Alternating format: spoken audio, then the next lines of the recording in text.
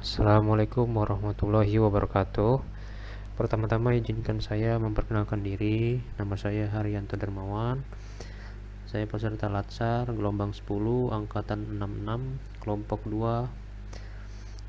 Kali ini saya akan memaparkan video tentang identifikasi dan deskripsi isu manajemen ASN dan Smart ASN.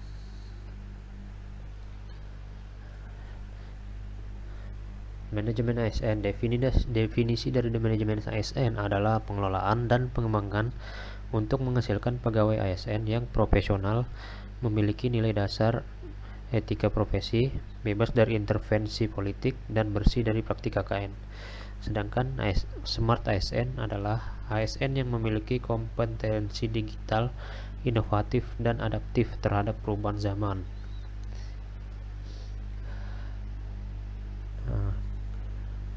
Selanjutnya yaitu isu manajemen ASN.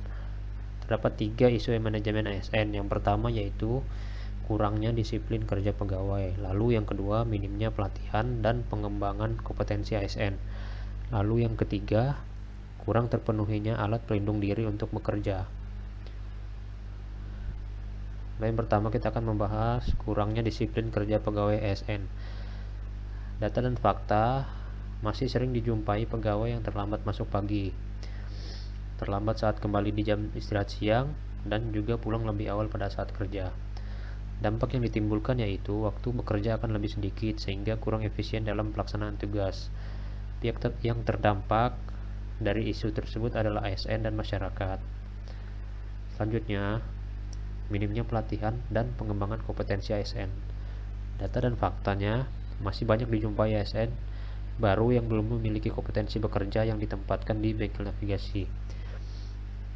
Dampak yang ditimbulkan dari isu tersebut yaitu ASN yang kurang memiliki kompetensi yang memadai dapat kesulitan dalam menyelesaikan tugas-tugas dan dapat mempengaruhi pengembangan organisasi secara menyeluruh. Pihak yang terdampak yaitu ASN dan instansi.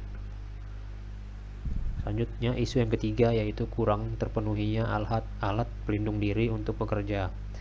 Data dan faktanya, masih banyak ditemui pegawai yang bekerja tidak menggunakan APD dikarenakan fasilitas APD yang terbatas.